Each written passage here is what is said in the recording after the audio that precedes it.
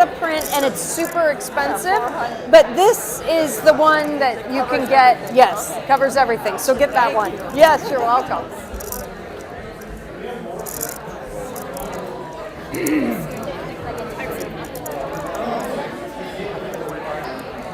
So this is my friend Ingrid. We met at IFS, and she lives here in Glendale and has been a long time mushroom dyer, and so we met up foraging. She came to the workshops and assisted me yesterday. Saved my bacon. No, Stu did. But that's it. But I stopped at her house, and then I was joking. I was like, oh, I just told him that, and you wrote, like, but what if something happens again? That was hilarious. I get that. Well, no, don't cram in here. Go sit somewhere where there's more room. What? Yeah, we can get you. No, come on.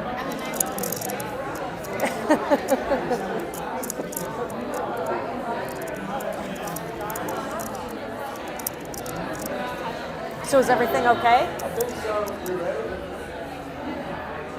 Is it not working? No, don't give up.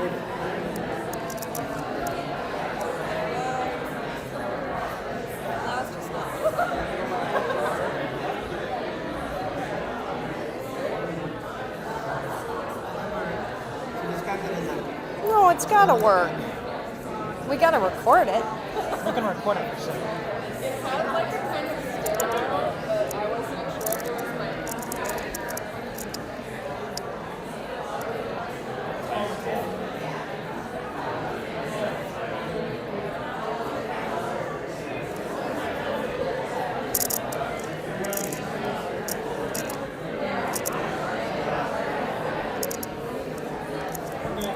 It's working? I think it is working. Yep, that's it. It is what it is. Yeah, and that's probably the spot. That doesn't work. Sorry. Nothing like adapting to someone else's. Wait, now when you hit start streaming again. So you can have play whatever you want now. Okay. Hello, we're ready. Okay, everyone. I don't have my regular voice tonight. It's a little gone for some reason. Anyway, I'd like to start by thanking everyone that helped with the mushroom fair. If you saw in the sport print, we had our largest event ever with 1,500 people. We're over 1,500 people. That was a really great turnout. I'd like to ask if there's, and also in addition to thanking you, welcoming you again for tonight, I'm wondering if anyone has any announcements, any growing events or anything? Just that we have a growers club on Facebook, and now we also have a Discord. So if you want to join either one, look me up. I can give your own generals or just the LAMS, Growers of Los Angeles County Mushroom Society. So we'd love to have you in either group, and you can join over. And if you can't find David's email, mine's on the website. Any other announcements? Please do. Hi, I'm Jess with the culinary group. We had a micro mixer this past this month, and it was really awesome. There was a lot of people that came. It was really fun. We have a few missing items though, just in case anybody left them behind. Otherwise, for the next one, probably in May. So. Sounds good. Thank you, Jess.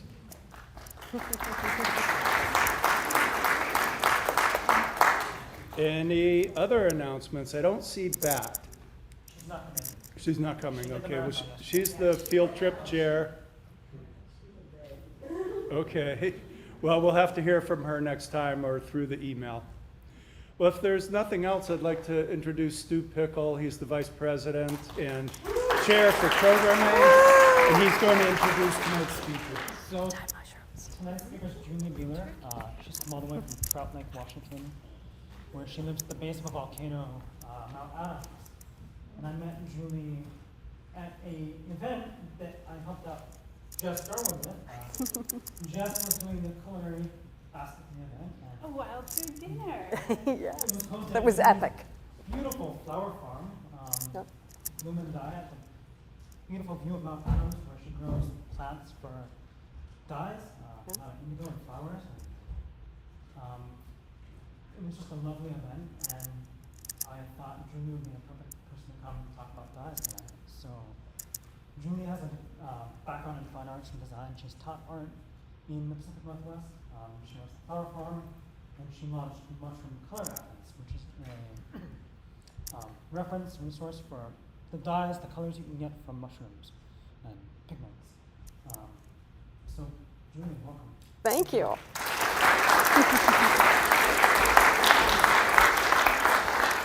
Thank you, everyone. I had to bring a few of the Southern California dye mushrooms that people brought in tonight, so you can all see these, and I'll touch base on them. But thank you so much for coming. I am so excited that you guys are interested in mushrooms for color. And thank you to the Los Angeles Mycological Society and Stu for the invitation, for inviting me to be here. I'm super excited to talk to you guys. I prepared a little bit of a presentation. Happy to take questions. Hopefully you've all been able to come up to the display table of the dyes and pigments. And then at the end, I have a couple of inks that I've created. We did some workshops this weekend, and you can all swatch and take home some of your own mushroom pigment. So I like to start a lot of my presentations with a quote from Ursula Le Guin. Some of you may know who she is. Author, well-known author and writer from Portland, Oregon, which is my hometown. And she says, to use the world well, to be able to stop wasting our time in it, we need to relearn our being in it. And I just love that idea, especially as we think about the fungi kingdom and the power of that kingdom that can lead us into the future. So I'll give a little bit of background about me, my little mushroom journey. As a young kid, I played at the base of another volcano, Mount St. Helens, that happened to erupt. And I was always interested in mushrooms. At that point in time, the fungi kingdom was only a few years old, and I didn't know a lot about it because fungi had always been associated, with plants and botanicals and so forth. And it wasn't until I was in a transition in my career that I finally realized, I've got the time to finally dive into this. I had been fascinated with it my whole life, but had never really actually studied it. So I joined my Oregon Mycological Society, and they offer identification courses. They're 8-week courses that you take twice a week.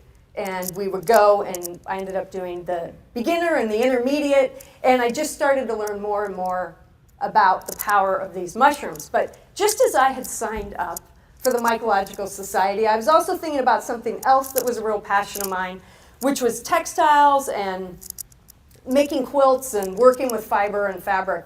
And I thought I kind of want to shift that up and elevate it a little bit more and start to make my own fibers and colors and so forth. And I thought, I wonder if mushrooms make color. So I did a Google search, and sure enough, I came across Miriam Rice and the book that had recently been republished of her work, and I went down the rabbit hole. And that is where I land today. So these are some old, from about a decade ago. I've been doing this for about a decade. I talked a little bit about that transition in my professional career. I had a design studio, Second Story Interactive in Portland, Oregon, with my husband, Brad Johnson, who's here tonight in the back there. And we were dedicated to entertaining, educating, and inspiring through storytelling innovation. We worked with lots of museums and cultural institutions, and worked with lots of museums here in Los Angeles. And my love and power of interactive media to bring access to collections and stories and content is something that was a part of my life for 20 years. And for me, the opportunity to bring the love of what I'm doing with dyes and colors and bring my interactive media and create the Mushroom Color Atlas was kind of like this moment of amazingness for me. So like Stu said, I live in Trout Lake, Washington. You will not believe it. It's only in Los Angeles that this can happen. I'm scanning for them in the audience. Where are you guys? Where are you guys? So, oh, there you are. So Chris and Rachel, thank you. We were chatting. Oh, you're from Trout Lake. Do you know my friend Jack Fee? It's like, of course I know Jack Fee. He's my neighbor. I am in a tiny little rural community of 600 people, and here a couple of people from Los Angeles know my neighbor, so that was really wild. I started a flower farm on my property called Bloom and Dye with the intention to grow natural dyes, again, for my work in fibers, and I was doing the mushroom work and wanting to bring those worlds together, start working with overdying and the colors and combinations. To support that, I started a weekly flower bouquet CSA, for those of you that know, like, community-supported agriculture. But I have subscribers in my small community and deliver bouquets every week, and then also create and grow dye plants and sell those dye materials at Bloom and Dye. They're used for creating a variety of different dyes and pigments and patterns and shapes and so forth. I have a background in teaching in higher education. I taught grad students who are getting their Masters of Fine Arts in Design and Craft. And so I have extended that to continue to teach with different local craft schools and things in the community. I retired from teaching full-time in December of 2020. Unbeknownst to me, I decided it was time to make that switch after a decade, and gave my resignation in 2019, because you give a year resignation to fill the call, not knowing, of course, what was going to happen to us in 2020. But here's some examples of my work. These are from dye plants that I grew at Bloom and Dye, marigolds and indigo and overdying. And then here is some of my work with fungi. This is only 3 of the 4 pieces. They didn't all fit up here. But this was recently in a show in Santa Fe as part of a wild pigment project exhibit. And everything up here, hopefully you'll get up here, are things that I have created with the dyes and the pigments. There is one very adorable gnome that is our mushroom dye gnome. I did not create that. That is my friend Susan Hopkins, who is a master, an elder in our community of the mushroom dye world, who created that and gifted it to me. So, but you have to check it out. So, as we're moving forward, I don't know how many of you have read Merlin Sheldrake's book, Entangled Life. I've read it 5 times. And when a lot of the dye mushrooms that we're working with are mycorrhizal, and I just love this quote from him of, 90% of all plant species depend on this mycorrhizal fungi, and they are the rule, they are not the exception, and then they're more fundamental to planthood than the flowers, the berries, the roots, etc. And I think that idea, that we're seldom thinking about the fungi kingdom, and at this point in time, it's unsustainable to not think about those and how important they are to us. So I'm going to go back in time a little bit, because there is actually a long history of using fungi for colors in this world, thanks to the work and research of Dominique Cardone, who has published this in her book, The Natural Dyes: Sources, Traditions, Technology, and Science. And she's done a lot of research, and she can date back to the 15th century, the Middle Ages. A common element that was used to achieve those bright crimson reds that you might have seen if you've looked at some historical work. They were achieving these reds with this insect Kermes, and she was understanding that there was constantly this mention of popo or opopo. And what that references is agarico or agaric. And it was used for what we call mordanting and brightening the colors. And today, of course, we refer to that mushroom as Leuciophomus officinalis, agaricon, that was used to do this. And Throughout time, in Paris, in the Gobelin dye works in the 1660s, there was reference to it, as well as in Dutch manuscripts. So this mushroom, in all of its power, was also used to help create color. So there was also the use of polypores, not just in Europe, actually throughout North America, Central Asia, and up where I live in Northwest North America. And they would give a range of yellows, reds, and some violets, kind of depending on the species. And another mushroom that we know, the Fomes fomentarius, the tinder polypore, or the hoof fungus, that was producing different shades of yellow that they were using.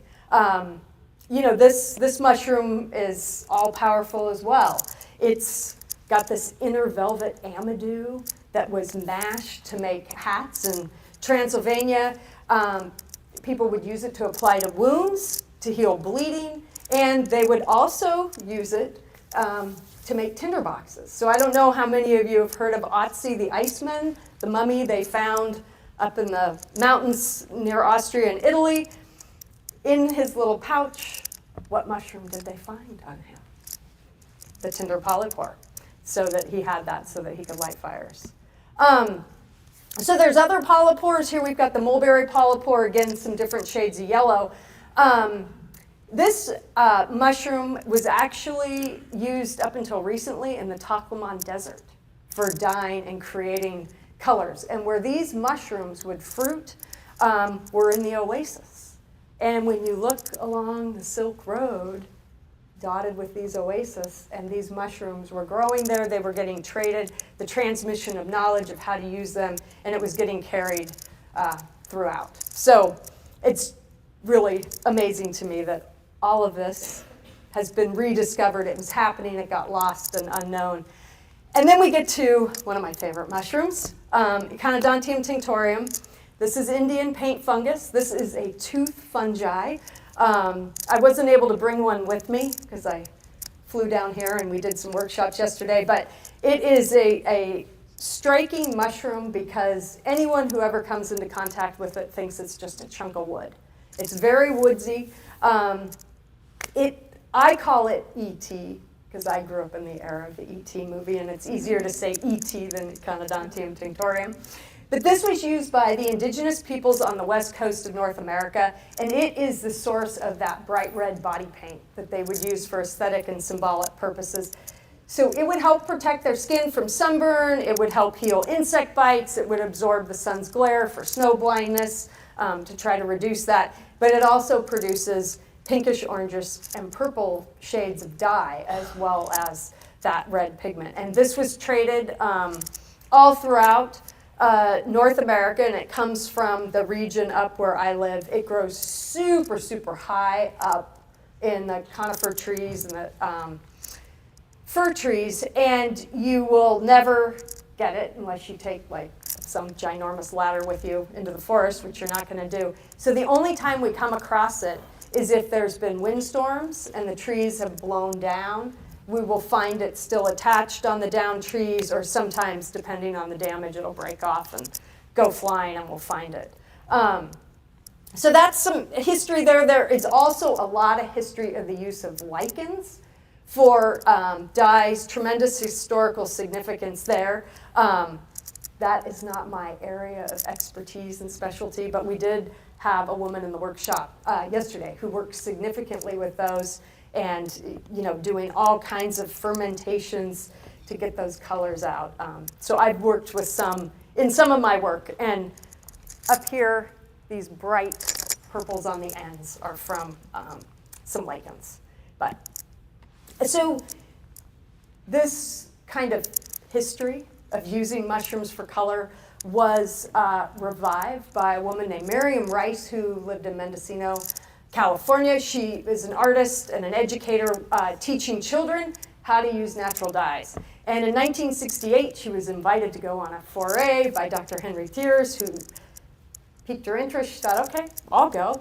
And lo and behold, she came across the Hypholoma fasciculata, the sulfur tuff, and it's this bright yellow mushroom, and Yannicka had one yesterday. I didn't see any over on the table there, but you do have them in your area. And she picked them up and thought, I wonder if this makes color, and threw it in the dye pot. And to make a dye is as simple as making a cup of tea. You just warm up the water and steep the mushroom. And it made a beautiful lemony yellow, and Miriam went down the rabbit hole and continued to advance her experiments, her research, her studies all throughout the 70s and the 80s. This is her original book here. It's out of print. It's astronomically expensive. We had a school where I taught that went under, and they were liquidating their library. But that is Miriam's first book. She has since republished this. Let's see, there's some other books there. So the Mushrooms for Dyes, Papers, Pigments, and Mycosticks is available. It's sold through Fungi Perfecti. But Miriam continued this relationship. She had friends in Sweden. They were constantly trading things back and forth, and they decided to meet. And that became known as the International Fungi and Fiber Symposium that started in 1980, continues to this day. It just held the 19th one in Port Townsend, Washington, last October. Miriam then also formed the International Mushroom Dye Institute that continues today as a nonprofit for providing scholarships for people who are studying this. And her daughter, Felicia, runs the institute now. So that is some background on mushrooms for color. Does anyone have questions before I go into a little demo of the Mushroom Color Atlas? Yes. Yeah, you're welcome to ask one or more. As far as the steeping the mushrooms to extract the color from dye, is there a difference in efficacy between steeping a whole mushroom or chopping it up first? There's no difference in efficacy. It's really personal preference. You should definitely chop it up because the more surface area you can expose, the better off. And as some people learned yesterday, I'm very particular because, as we all know, foraging for mushrooms is a lot of work. I grind my mushrooms in a coffee grinder to get as much surface area exposed as possible. I do work primarily dried, but you can work fresh or frozen. You will get different results if you're working fresh frozen versus dried. And up on the Mushroom Color Atlas, I have some examples. So let me, does anyone else have a question? But I'll get to that. Yeah? When wanting to dye mushrooms for a very specific color, what determines if the mushroom's going to be a different bright red or a different black red? So that's a very good question. We're going to talk about some of the color compounds, the pigments that exist in the mushrooms. All of the different mushroom species and then the varieties and so forth have these different compounds in them that are going to yield different sets of colors. So if you're going for a red, ideally you're going to want to find some Cortinarius because they are the mushroom that carries the most extensive red pigment. But you can also get red from a Hypomyces lactiforum, a lobster mushroom, which is a different pigment. So I'll touch on some of that. So this is the resource I created, and it's an educational resource and reference for everyone who is interested in this. My goal is that if you're out there exploring and you come across a certain mushroom, say a Ginopolis, and you think, I just found these mushrooms. What can I do with them? What kind of colors can I create? What kind of fibers can I use? This is a reference for you to do this. I worked, Brad helped design the interface of this, and my friend Danny did all the programming, and then Yuli Gates in the UK did the illustrations. So the four of us worked on this project, and you can scroll through here. Sorry, I have to turn around to see my mouse. So you can scroll through, and you can see all the colors. So there's over 825 colors from only 40 mushrooms. So I got my work cut out for me because there's a lot more than 40 dye mushrooms out there in the world. But you can then click on these. This is a recently new, from what I know, no one has tested this as a dye mushroom. And we're not exactly sure even on the identification of this. I'm hoping to twist a few friends' arms and see if it can't get some DNA so we can actually do a proper identification on it. But you can see here the different colors that mushroom produces. Here are those Cortinarias with those reds. And let me find you a lobster mushroom. So I bring this up because we were talking about dried versus fresh, frozen. So what we have here are the different fibers. So I tested wool, silk, and linen, which is a cellulose fiber. And then I'm using different mordants, and I'll talk about that in a little bit later. But that's a way to prepare fiber. So everything that you have ever seen prior to 1856 is all natural. It wasn't until William Perkins in 1856, a British scientist, discovered synthetic color. And a majority, if not all, but we're making inroads on this, we're wearing synthetic colors. Synthetic colors have a compound in it that already binds to the fabric. But when you work with natural dyes, you have to treat your fiber ahead of time to get that natural element to bind. And that's what we call mordanting. So here's Hypomyces lactiforum. If we click on this, we can see the larger swatches and go through them. Oops. But the reason I show this is those are the color ranges working with that mushroom fresh. So back, refresh, see how intense? Those are those colors working with it dried. So if I find a flush of lobsters, I want to get home and I want to work with them. They are the stinkiest mushroom in the world because it's the Hypomyces. If anyone smelled that, it's pretty bad. And then this is working with this mushroom with 2 different pHs. So a lot of mushrooms really love to have what we call the dye bath, that water bath. They're pH adjusted so that the color can get coaxed out of it. Some prefer acidic environments, some prefer neutral, and some prefer alkaline. But here you can see if I work with this mushroom in an alkaline environment versus if I work with it in a neutral environment. They're still incredibly beautiful colors. That's because it's got multiple pigments in it. So we're coaxing out different pigments from that mushroom. In this, I've got a whole entire process section. I'll touch on some of these things, but it takes you through step by step of how to basically extract color from mushrooms. Okay, enough of that. I'm going back. Hold on. Oh no, where's my... Come on, little mouse. Sorry. A little twist and a little turn. And I should be back. Okay, there we go. So my background was like in graphic design and experience design. So this is a little bit of background. How Brad and I worked together, I would put these little, what I call wireframes together of what the experience could be and how it could work. And then Brad was thinking about the typography and the layout and how to organize this information.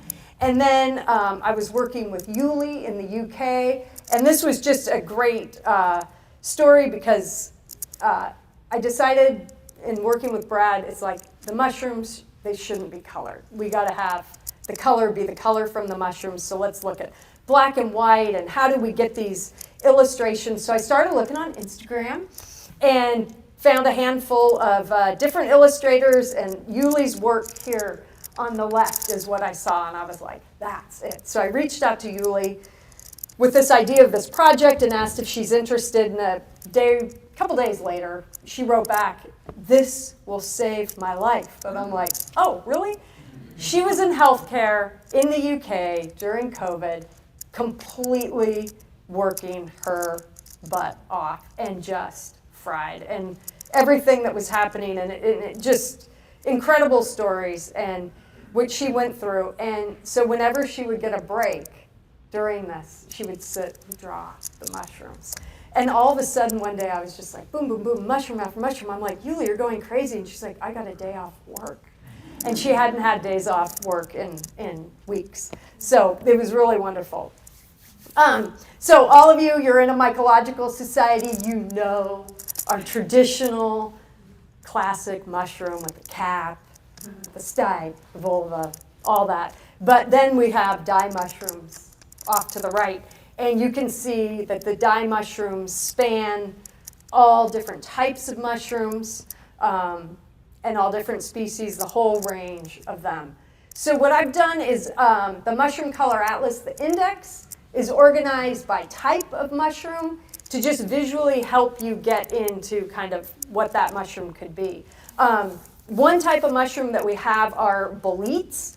This is Boletus rex veris. This is me holding a blown out huge porcini with a cute little button next to it. And everyone gives me a hard time, like, how can you not, how can you put this thing in a dye pot and not eat it? And I'm like, well, look at the colors. They're amazing. And the thing is, by the time you find a porcini that's going to have color in it, you're going to be one crazy person if you want to eat it, because it is rotten and it's full of maggots and it would be the most disgusting thing. I love this picture because, of course, I found a great button to eat and I found a great one for the dye pot. So with the majority of boletes, the color is found in the tubes, in the pores, and you can see the detail. That's where the color is, and look at the color it produces. Boletes really love acid, and they tend to always produce yellows, oranges, and ranges of greens. So Stu and I, where are you, Stu? Got really excited in the workshop yesterday, and Ingrid Wilcox, who's a member here, she saved my back and brought a whole bunch of books because she is a veteran mushroom dyer as well, and she brought Arlene and Alan Bassett's field guide for mushroom foraging called The Rainbow Beneath My Feet. And Stu started looking at it. He's like, I'm going to go through and figure out which dye mushrooms we have in Southern California. So today he did this, we worked on it, and this list here represents what you guys have, and you could have more, but these are mushrooms that you have in this area. The ones with asterisks are ones that have not been experimented with, but based on kind of observations, we believe them to have pigment and to release color. So I would encourage all of you to go out if you've found some of these mushrooms, play with them, test them out, let me know your results. So yeah, those are in the boletes family. And then, did that advance? No, okay. And then we've got the coral and the club fungi. This is a Romeria species. This species is very unique, and it's important for me to put as many of these up as I can because there's something unique about this. They really tend to only make color when they respond to iron, and they make these kind of purpley violet shades. And we know that if a mushroom has tannins and it responds to iron, it's going to create a purpley violet shade.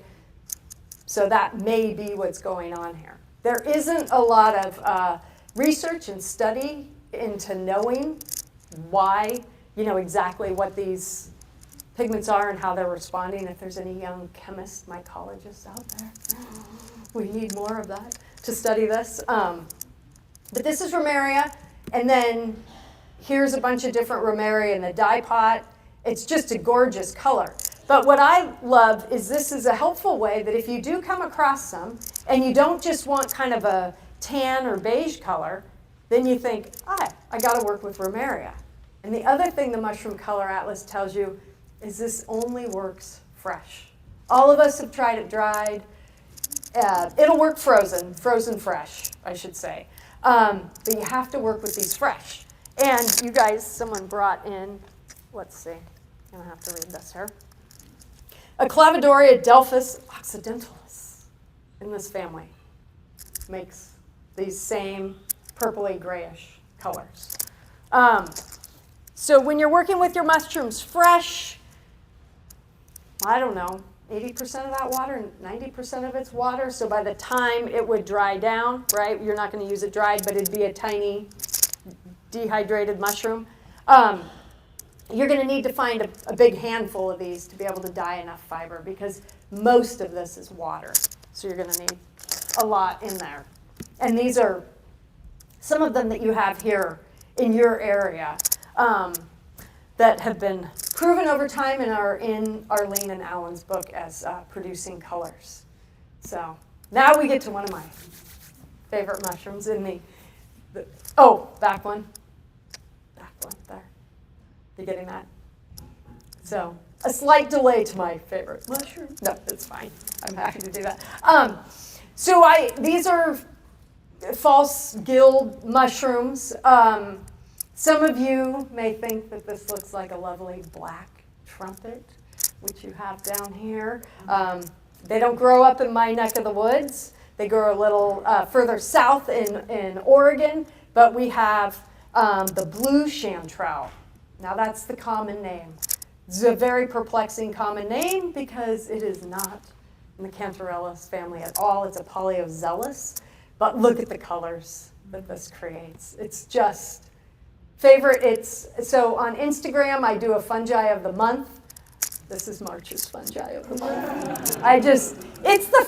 It is the flower of the forest floor, and it's just glistening there. And we are incredibly lucky because we have 2 varieties that grow very specifically in an area only 15 minutes from my house. And Michael Bugh, who's a well-known mycologist, is a neighbor of mine. I don't know if you know Michael, but he lives in our area too. And he identified and differentiated these species. And so I'm super lucky to know him and have him who's helped guided me through this. But you guys do have a couple of these false gills that will produce these kind of bluey, greeny, gray colors. So keep an eye out for them. I've never found either of these. I asked Stu, I said, so Stu, have you seen all these mushrooms? Oh, yeah, I've seen all of them. I found them. So they're here. You can find them. It's super exciting. Okay, then we get into gilled mushrooms. For all of us dyers, our favorite gilled mushrooms are Cortinarius dermosides. So Cortinarius is a huge species, and it's got subspecies, and it's their dermosides that have color. These are the neosanguineous that grow up in our area and in North America. The sanguineous are over in Europe, but produce the same colors. These guys are tiny, tiny, tiny. And so you have to collect a lot of them, but they're well worth it for their color. And when we look at gilled mushrooms, it's a large type. I mean, there's lots of different gilled mushrooms out there. Genopolis is a mushroom that makes some dyes, and someone founded Genopolis sapienius? I don't know. My Latin's horrible. But look at that color in there. You can just see it. This is a smaller one. They can tend to get larger. These are going to make kind of the yellow oranges that you have there. But there's a whole variety of them. Stu added a Cortinarius there that just by kind of observation, it hasn't been tested, but it seems to communicate that it has potential for color. So if anyone finds this out there, play with it. Okay, and then we get into polypores. So I talked about the history of polypores being used for color and mordants and to brighten and shift things. This up here is Phaeolus schwarzenitzi. It's the dyer's polypore. It's the best beginner dye mushroom in the world. You get a whole range of colors, and it's just a happy camper. And Micah, right, brought the UV light, and it is, well, I'll let her demonstrate it. But you can, I've got Phaeolus here, and you can see the fluorescence in the dye. So this is an example of a mushroom. When we talk about harvesting dye mushrooms, we want to think of them as, well, I like to think of them as middle age, that right perfect age, where they're a little mature, they develop their pigments. With Phaeolus, this is the ideal state in which you want to find it, where it has that whitish yellow rim. It's still got yellows and greens in the pores underneath. If you find a little baby, I call these bread loaves because they're like squishy little bread loaves. There's tons of color in that. Tons. You can see it. You can harvest that. But if you're able to mark that spot, come back, as it grows a little bit bigger, you'll just get that much more. So I tend to not harvest super young. I also, want to let the mushroom mature and go through the spore dispersal process and so forth and so on. But there are a whole variety of polypores out there for color. So it's a great, great type of mushroom out there. So then we get into puffballs, earth stars, all those things. And another well-known dye mushroom is Pysolithus tinctorius. This is the dyer's puffball. You can see, look at all the color in that thing. It is so amazing. Yeah, and can create a whole range of colors. I've recently been told you can even make purple with it. So once I get home and get settled, I'm going to try that out, see if I can get purple from Pyso. But you guys definitely have this mushroom here, a slightly different variety, but it still creates color. And you've got some other earth stars and so forth and so on. So another great. And then to my all-time favorite type of mushroom. I love the blue chanterelle. It's my favorite individual mushroom. But the tooth fungus, the tooth fungi are epic. I mean, look at that thing. Oh, man. So these have little teeth and spines on them. These are primarily hydnellums and sarcodons that are used for dyes. This is hydnellum ceruleum. Just beautiful, beautiful. I mean, they literally are glistening. You look at all the guttation, and when the sunlight hits it, they are twinkling in the forest floor, and they're pretty, pretty amazing. So the colors you can get from this, they're known, these families are known for the blue-greens and highly coveted.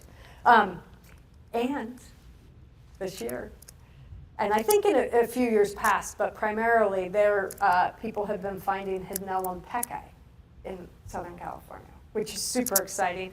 That is the bleeding tooth, or the strawberries and cream mushroom that gets that red guttation, looks like a bleeding tooth.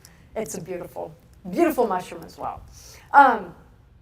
Okay, so in order, okay, stop, because I'm going to another chapter. Are there any questions? Yes?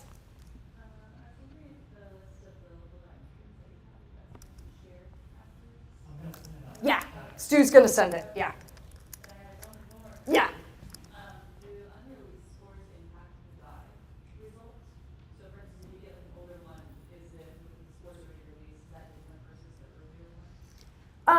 Yes, it can be.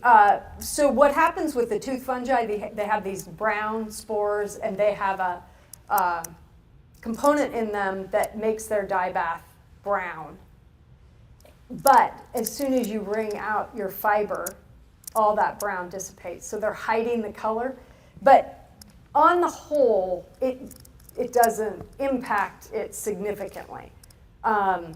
Sometimes I like to harvest my tooth fungi in middle age. Some people will harvest them younger. The ones I used in the workshop yesterday, the Hydnellum suaveolens, we didn't have that problem. So clearly I had harvested them before they had started that spore dispersal process. So, sorry. Okay, any other questions? Yeah.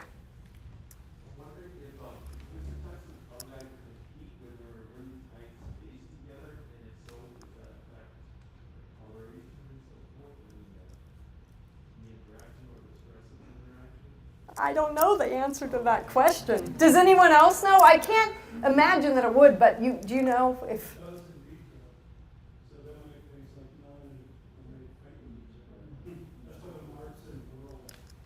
Okay. And melanin, I'm going to talk a little bit about that. So that's interesting to know, because I didn't know if they were fighting with each other. Okay. Thank you, David. I'm glad you know. Yeah.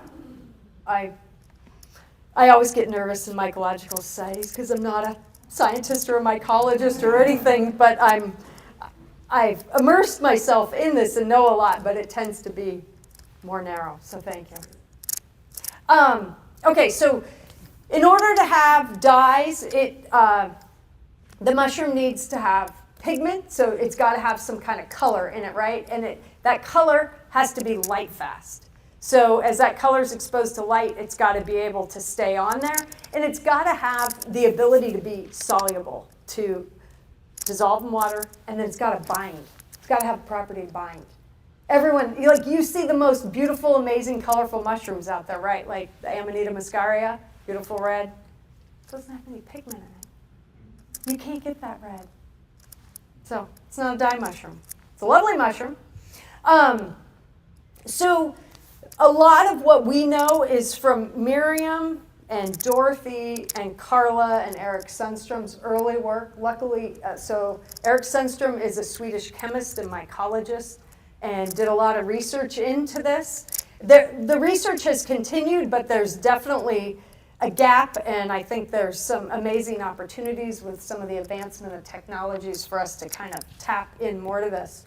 But what we do know is the mushroom, the red pigment in nature, so not just in mushrooms, but this is in other plants and insects. So all those plants and insects that make red, they have anthraquinones in them, and that is a pretty light, fast dye. It may fade, but it's just going to gradually fade consistently. And what we know with the dermosides, so that's the subgroup of the Cortinarius, is that there is dermocybin, and that is what makes that brilliant red that we see. That is that chemical compound. It's in the Cortinarius neosanguinus I showed you, semisanguinus, and sanguinus. We can get that red even more brilliant with mordants. It also has the dermorubin, which is the rose color. So some of these reds you see get a little more pinky and dusty, and that's because of this other pigment compound. And some mushrooms have multiple ones, so you can coax those out in different ways.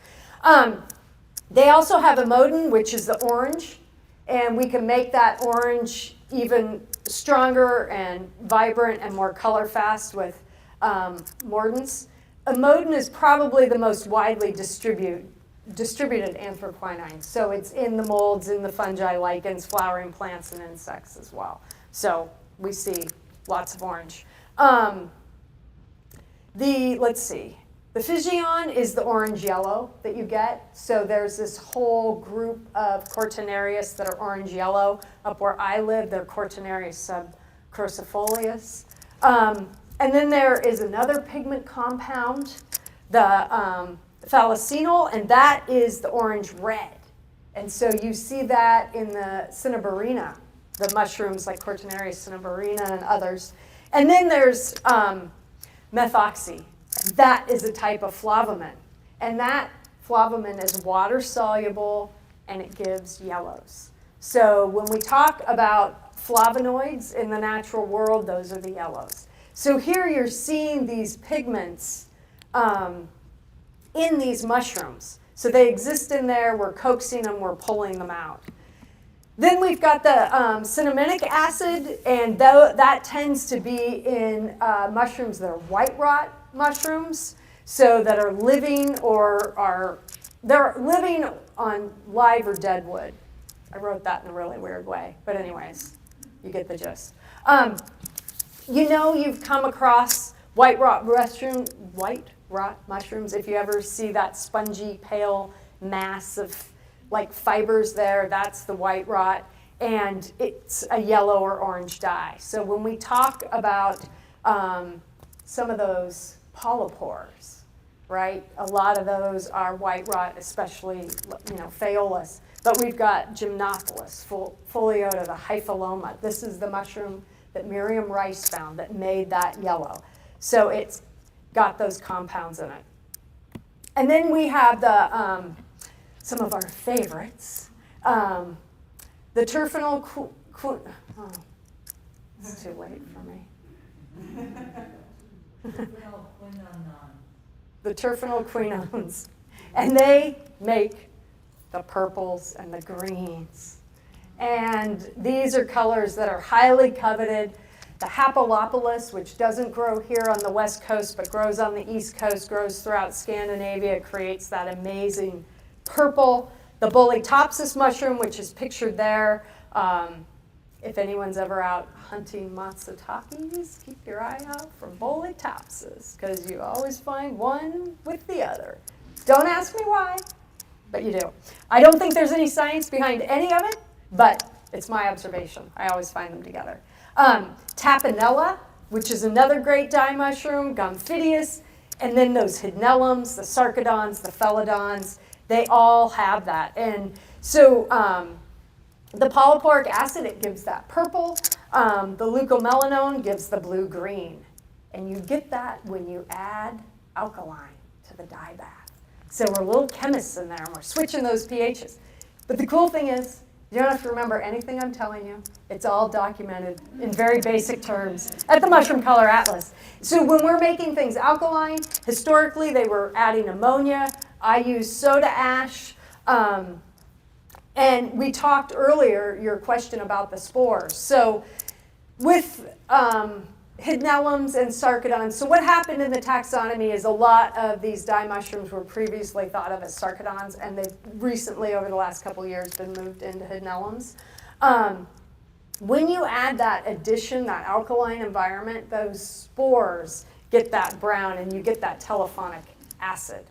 And as soon as you wring it out, you'll get the bright blues or greens from it. So it starts to transform it. Okay, and then we get into some miscellaneous pigments. The cinnabarine, which I talked about, it's that orange dye. This could be in the Pycnoporus cinnabarinus or Pycnoporus sanguineus. And then we've got tannins. And tannins are substances found in polypores and other mushrooms. I don't think the science knows exactly what mushrooms, but we're kind of hedging our bets on that's what's happening with the Romarias and the club fungi and so forth, because they will form a dark brown, violet, purpley color with iron. And then we've got the melanin. And the melanin becomes this black substance that won't actually bind to our fiber, so we can't capture it. And that will also contribute to obscuring our dye baths and making them brown.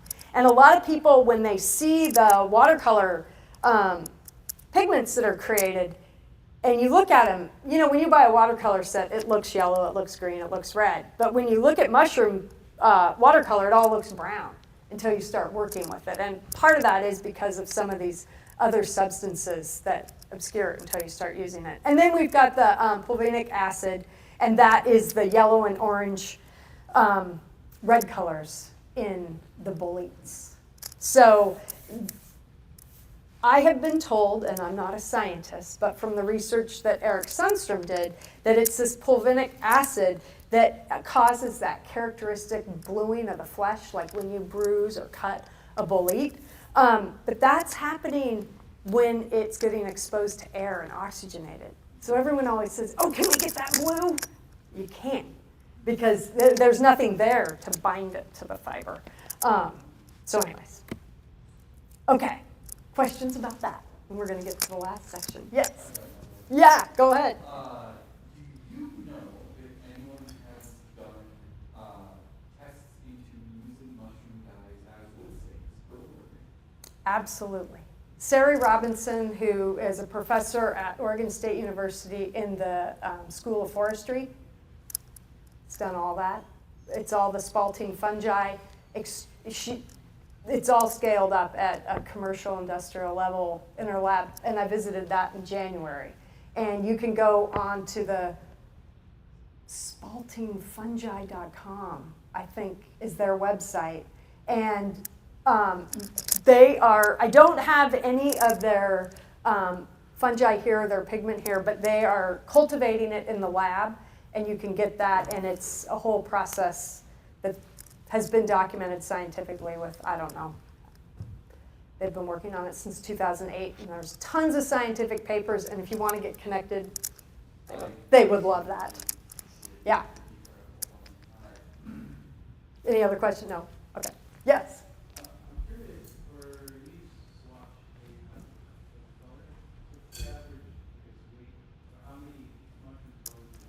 Yes, so that's a great question.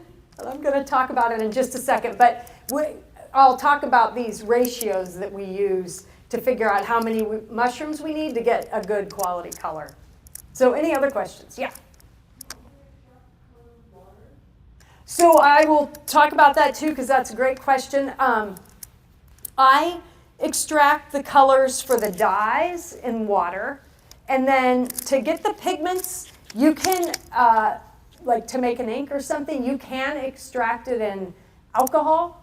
You can use isopropyl or ethanol. They'll perform differently, but you can do that. And then to actually turn this soluble dye into an insoluble pigment, I take it through a process that's called making a lake, where I'm adding a mordant to that so that that color molecule has a substrate to get to a surface that it can attach to, and then I'm adding a precipitant that's growing those and globulating them together to become a pigment.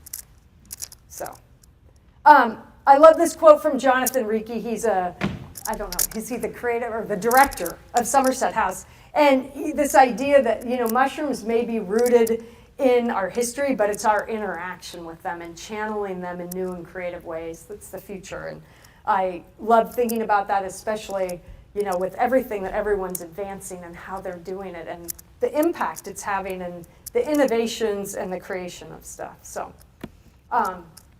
okay, so I don't need to spend much time to your mycological group, but dye mushrooms, you're foraging, right? I do have my own personal philosophies on ethical foraging. They can be debated. You don't have to follow them. They're just my approaches, and everyone is working differently based on what they feel. But first and foremost, you got to have permits. You got to make sure you're not trespassing so that you can do this. But in terms of the ethics, I'm about the lowest impact to the habitat as possible. And when we're working with some of these smaller mushrooms and we're just plucking them right out, you don't necessarily need a knife to cut those, right? It's making a very little impact to pull these out. When we're working with some of these big polypores or hydnellums, those root structure, or not root structures, but the stipes, they can be incredibly deep, wide, and huge. I prefer to use a knife to cut that rather than create a big crater in the forest. I also feel like I only need to take what I really need rather than, oh my gosh, there's 45 hydnellums, I'm going to grab them all. I want those habitats to keep coming back. So I'm going to go through and I'm going to pick and I'm going to get the best ones and leave the others behind. And that's just kind of how I think about it and having a light impact. But I know too, just like you can take every apple from an apple tree, you can take every mushroom out there. Supposedly it won't impact things, but I just adapt those. And then you guys all know you can touch every mushroom. Everyone asks me, oh my gosh, can you touch them? Are they toxic? My thing is, if you're working with mushrooms for dye, it's fine. You don't have to wear gloves or whatever. But if you're getting them in your fingers and stuff, and you're, just kind of be careful that you're not eating things. But that does get to one important thing. If you do this, don't use your cooking supplies you have at home. Find a pot at Goodwill, find a spoon, find some of these things. Just keep it separate. It just is better all the way around, just in case you forget to really clean it out and then you put your soup in there or something. Okay, so the parts used for these mushrooms. It really depends. In the Mushroom Color Atlas, I talk about it, but we talked about the boletes, the colors mostly in those pores, under the caps. You don't need the stipe. Other mushrooms, you look at it and it's like, well, there's color all the way down in here. You use the whole thing. So you're kind of observing, looking at that. We talked about how you could use it dried, fresh, or frozen. I like to dehydrate mine, and that's just because my storage, I don't have a lot of room in my freezer and so forth, but you can definitely work with them fresh. So now we get to this idea of how many mushrooms do you need to dye all this fabric or fiber or make all this paint or whatever you want to do.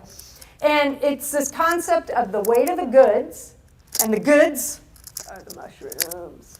How much do these weigh versus how much does this fiber weigh? If this fiber weighs 5 grams, which it doesn't, it probably weighs 1.5 grams. But if it weighed 5 grams, I need 5 grams of mushrooms. we start with the basic 1-to-1 ratio. 1-to-1, but Mushroom Color Atlas is there to help you because for, say, Phaeolus, you need half the amount. It is such a prolific dyer. Same with Courtinaries. They're so prolific, you would only need a couple grams to dye all this. But when it's dried, you can get really great ratios, right? Because it's dried, there's no water in it. But when they're fresh or frozen and you're looking at it, you just kind of do an eyeball effect. Like you wad this up and you look at this pile and you think, do I have enough to dye that? Sure. And then you just throw it in. So you kind of just have to eye it. What I do often is I exhaust my dye baths because I can see when I'm done dyeing there's still color in there. And so then I'll put another set of stuff. The shade is going to be lighter each exhaust I do, but I can get all that color out of there. And so, as you know, if you work hard to get these mushrooms, you should do that. Or you can lake them to get pigment. But the other thing is surface exposure. We talked about this earlier. You definitely want to, get your mushrooms into small bits. I always talk about when I'm teaching, there's no right way, there's no wrong way, there's your way. You can do it however you want.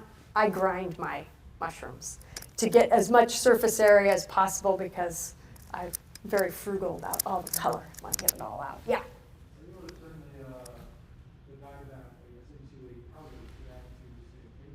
to add to, say, paint? Yep, and that's laking, and that's just in a couple slides. So I'll talk about that. If you do grind, you might want to wear a mask just because when you pull that off, you might get some dust and things into your sinuses. Nothing's going to happen to you, but I wear my mask when I'm doing that. Okay, I tend to work with natural fibers. That's my preference. Mushrooms will dye wool, silk, cellulose fibers. Cellulose is linen, cotton, hemp, bamboo, what have you. Now, mushrooms do also dye synthetic fibers. Some nylon here. I don't do a tremendous amount of testing with synthetic fibers. Some viscose works well, some rayon, but you can experiment and see how it works. You're going to want to scour your fibers, washing your fibers. Natural dyers have to have a unique term for everything. But it's basically washing your fibers. And the reason for that is because in that manufacturing process, there's some residue. So you want to clean that off. And then you want to mordant your fiber. And that we talked about earlier is that idea that you need to pre-treat that fiber so that that color can bind to it. But there are a handful of mushrooms, and probably more, that you do not need to mordant your fiber. And our good friend, Phaeolus, is one of those mushrooms. The great beginner mushroom. This is no mordant, this is mordant. So you get a little more intense color, but you can get beautiful yellows without any mordant. Now, when we talk about mordants, we're using different types. Aluminum potassium sulfate. You can use stannous chloride. Get these oranges. So here's a couple of different ranges of using that. So you can see this is how we're pushing the color. This is all wool. Then you could use iron to get these greens. So the mordants can impact the color, the type of fiber you're using, and the pH in which you're using your mushroom. And Phaeolus is another amazing wonder because it produces one set of colors in an acidic dye bath and another in an alkaline dye bath. When you're mordanting cellulose, it's a little bit different. It's a two-step process that you're giving things a tannin bath first and then mordanting it. Yeah?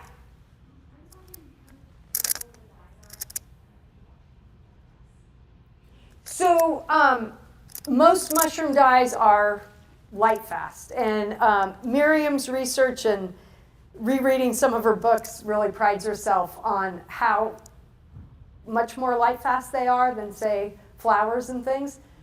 However, some will shift and fade. So Omphalotus olivescens, which you guys have here, it's a bucket list mushroom. I've never seen it in the wild. It still eludes me. It's amazing. I mean, you guys know it's bioluminescent. These are the unbelievable, highly coveted colors of purples and greens. And you guys have this mushroom like in spades. It's everywhere. It should have been your state mushroom, but don't ask me. I don't live in your state. This mushroom is a mushroom that you don't need a mordant. You're going to get a really nice purple with no mordant, but it is going to shift and fade over time without a mordant to kind of a brownish red. So that is an example of without a mordant, it is not as light fast, and it'll shift.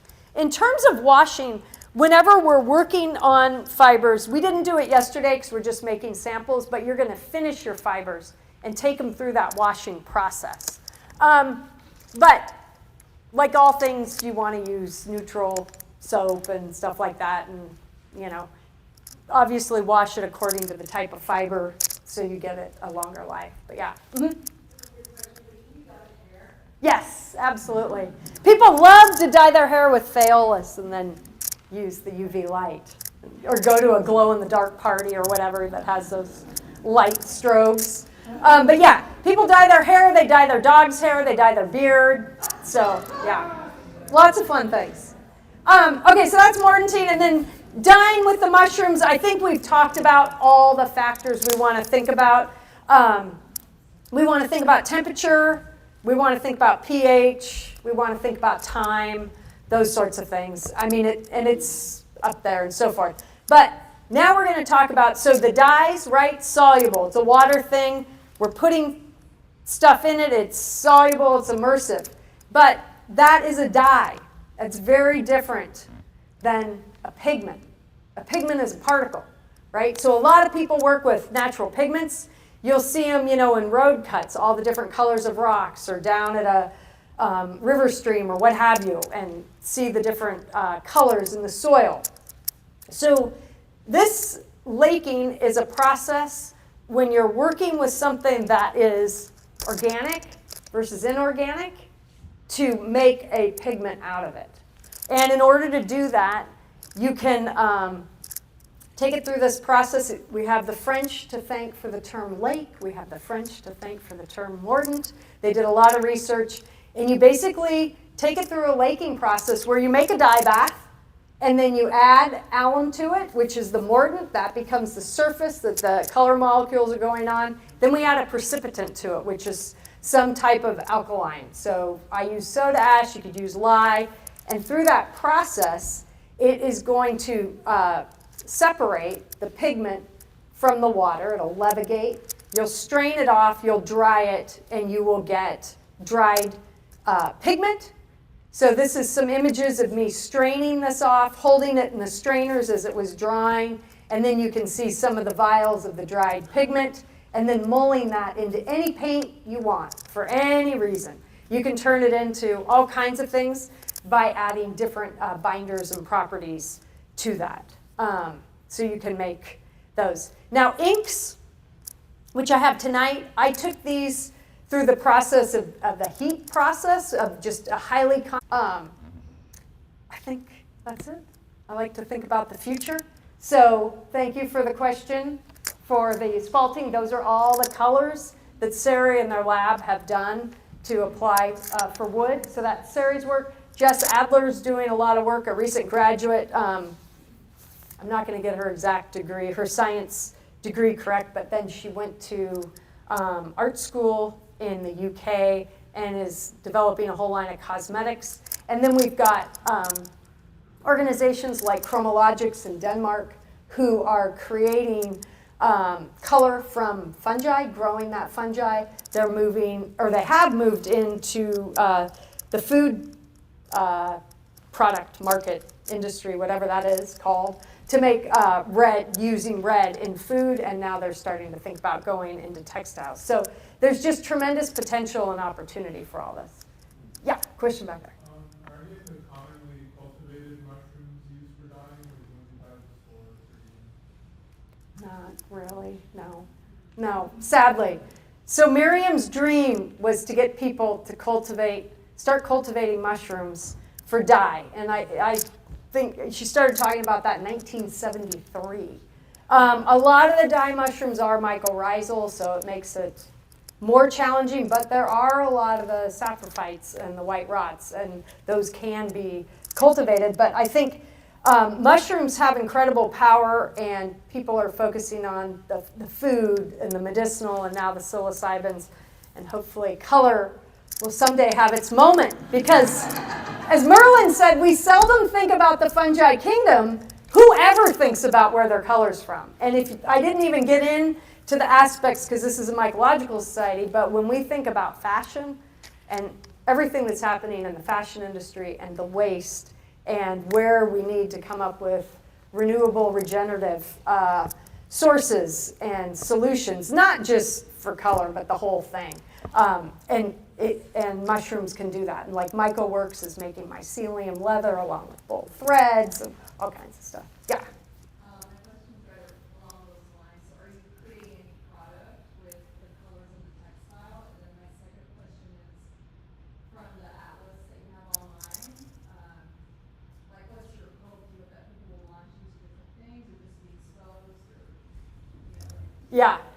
Great question. So, no, I don't create any products. What I'm creating, I'm using in my own work or for educational purposes with workshops and, working with people to get exposed to it. And my goal is really that with this, making people more aware of it and understanding what the fungi kingdom has to offer. And I mean, it obviously, people have been doing this from the 15th century. Miriam has devoted tons. There's a whole group. There were 173 of us in Port Townsend, Washington. It would be amazing to have 173,000 and then 1.7 million. But my hope is that people then take it in different directions that inform their work and are off advancing that. So it's really an educational resource. In the work that I did previously, it was interpretive work, and we were trying to get people to understand concepts around natural history or art or science. And oftentimes people are like, I don't want to go into that. I don't care about dinosaurs. But you'd find a way to kind of pique their curiosity and spark wonder in their imagination. And pretty soon, they'd start learning about something they didn't expect. So I'm hoping people get interested in the fungi kingdom, coming at it through color or design or art or other ways, if they aren't naturally inclined to the sciences and things like that. do you think it's sustainable for like a small clothing brand to access something like that because of the amount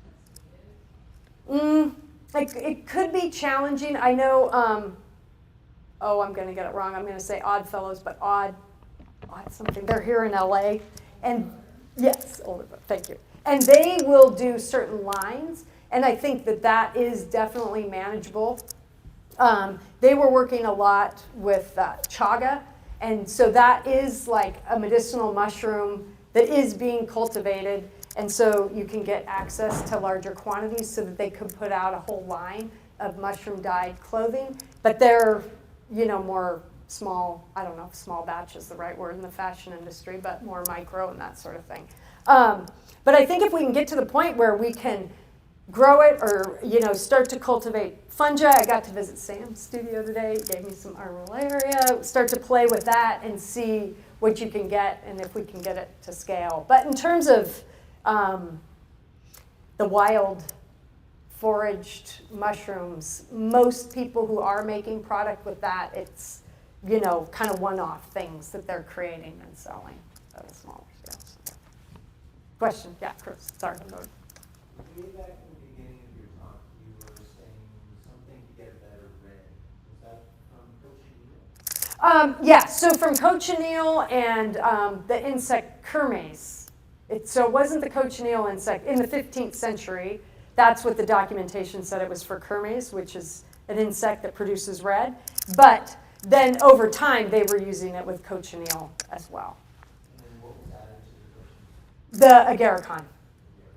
Yeah, to brighten those colors. Yes, you had a question. Do mushroom dyes combine well with other mushroom dyes or with other natural dyes that are from non-mushroom sources? They do if we do a process of what's called over-dyeing. So if I were to take, dye this piece of fabric, say in Ginopolis, and then I take it out, and then I drop it in, and I over dye it in Trimestes Versacolor. Then you can start to see the color that's there. But to actually cut these two things up and put them in the same dye pot, they may not play well together. Some will more than others because if they share similar chemical compounds, but we tend not to do that. But that, again, you can do anything you want. There's no right way or wrong way. So, I mean, more experimentation and people doing that and seeing what the results are, the better. Yeah. Yeah. Where do you source your microfibers from? Like the wool and the silk? I get my wool from Pendleton because I live right there close to Oregon. The silk I get from Portland, from Aurora Silks. So the silk obviously isn't local, but I'm working with local suppliers for it. But there's lots of different, suppliers. And in terms of the fiber shed, the closer you can stay for your area, the better. And then do you ever use like blends, like a wool silk blend? Mm-hmm. Yeah. Okay. Yeah. And same, a lot of, cotton linen blends, so putting flax or hemp and flax together. Yeah. And I love seeing those results because they take the dyes differently, so you get these really unique, interesting results. It's fun with my embroidery thread to do that. Other questions? Oh, yeah. When you had the dried pigments, do artists ever mix that with a solvent or oil, like an oil please? Yeah. Yep, absolutely. Yeah, you can add anything. I mean, you can make tempera, you can make oil paints. Some people even incorporate it to make acrylics. So, yeah. Yeah, question back there. How long does it take you to process one of these mushrooms in order to get everything ready to put up on your site? And is it just you that's doing that process? Yeah, it's just me. The whole process, I kind of batch things. So I've got all my fiber scoured, cleaned, ready to go. And then it takes a couple hours to do a dye because I'm cooking it for about an hour and I've got the fiber in there for about an hour and then I rinse it and hang it. And then to make the pigments, that can take like a week because going through the laking process, some of these mushrooms lake better than others, quicker, faster, then straining it, rinsing it, drying it, grinding it, and then I get it in my vial. And that could be like a week. But I mean, I'm just, it's like go in, do a little of this, leave. It's not like hard work all day long. And then to actually mull and make the paint, I kind of get it set up in a little assembly line where I may have 5 or 6 pigments stored up. And that can take, for 5 or 6 pigments, it can take a few hours to get all the swatches ready to go. And you're just going around like the local areas, like quarters and stuff like that, and you're just picking up mushrooms and you're like, oh, here, this is gonna. Yeah. Doing lots of tests. So a lot of these mushrooms are, the majority of them are ones I've found in areas I've been, but there's a handful that have been gifted. And I would love it if people find dye mushrooms. If they want to do some tests, we can add those. I'm talking with Stu and Rochelle. Just see if I can come down this summer and go find all those mushrooms on that list. And then you can put all of them from Southern California in. I'm going to be traveling to North Carolina, collect a whole bunch there. So I'm trying to get into different areas to see because there's subtleties and uniquenesses that are happening in the different, real quick. Yeah. Is there a list of criteria that you need to be documented to add something to your atlas if people here wanted to help with that? Yeah, well, you can just email me and then I can send you some fabric swatches and you would follow the process outlined on the site. Yeah. What is the process in dyeing with synthetic? Same. These are my strainer bags. So when I grind my mushrooms, I put them in little strainer bags, and these are, I hate to say it. I bought these for my flower farm to cover my dahlias because they get eaten by the 1,000,001 grasshoppers, which I have a problem with, but I love them because then I get all kinds of different birds around. And I noticed they were all getting very vibrantly dyed. And this is just from a workshop, so I stitched it together. And they just sitting there just like anything else. Yeah. So, any other questions? Yeah, Sam. If you have darker colors on your swatches, I noticed there aren't any blacks. It's very hard to get black from mushrooms. Yeah, I mean, the darkest we can get is, it tends to be a Hydnellum regium, and we can get some mushrooms with the tannins that we can mix significantly with iron and get a little more black, but then we'd want to use that as a pigment, because if we use a tremendous amount of iron on the fiber, it'll eat away at the fiber. But yeah, I think for pigments it would be much more successful. I am working with a set criteria, so I think with Hydnellum regium, if you increased the amount of iron, you'd get more black in your pigment. I'm just using a 1% solution, but you could bump that up to 10% and probably get more black. But it is hard. And yeah, Hydnellum regium is our black mushroom. So yeah. You mentioned about putting different types of mushrooms, but what if you already extracted the dye and using colors that you want to make your own colors? Can you do that? Yeah, you can. I mean, they might not turn out what you expect, but it can be done. So you should play with that. Yeah. I have, and I'm going to put more of those tests up on the Mushroom Color Atlas. I've just done a little bit with indigo I've grown, but it's got me super excited. And I have so many experiments and things I want to do, and I can't get them done fast enough. And that's going to be high on my list this summer when I have all my fresh stuff. Because I want to extract my indigo fresh and use some of my dried mushrooms and see how those work and respond. So yeah, especially with the yellows, because you can get some pretty cool greens over dyeing those. Other questions? Yeah. You mentioned your cooking. Mm-hmm. Do you go to a certain temperature? Yeah, that's so I'm particular about grinding my mushrooms, my pH. I use a pH meter. I don't use pH strips. And then temperature. And I have an infrared temperature. And I try to never heat my mushrooms over 170 because we know that certain, especially the blue-green pigments, break down over 170 degrees. That being said, people will heat them up and still get good results. I'm a low and slow.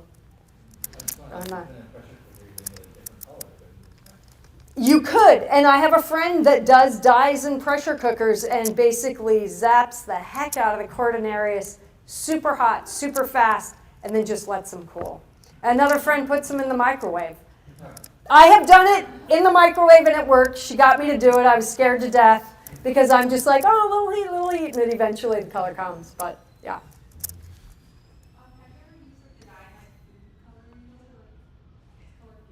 coloring? No, and I don't think that would work, but you can get the food colorants and stuff come from culturing and growing the fungi themselves. So being able to extract the colors, like Sari has up there, or Jess has up there, or Sam has in his armillaria plate.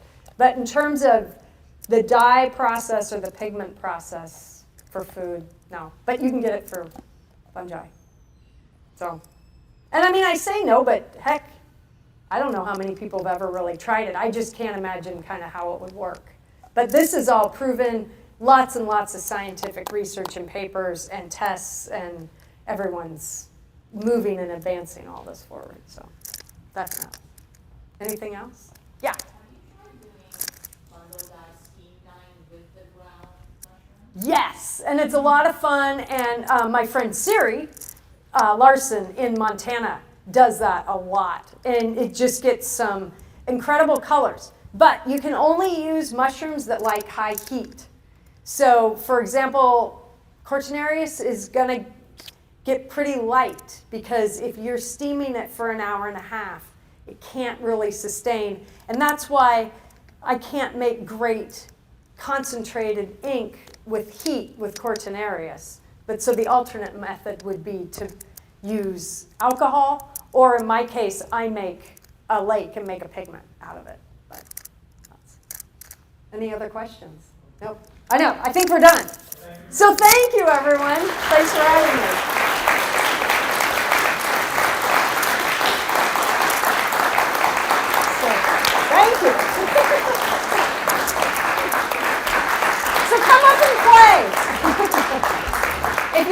questions, I'm happy to answer them. But yeah, come look at things, and Micah might be here for a few minutes. You can use her light. Yeah, thank you. Cindy Overthink. Yes, yeah, that's who I was. So many cool. I know! And he's a professor at University of Oregon. So, Yeah, I had noticed that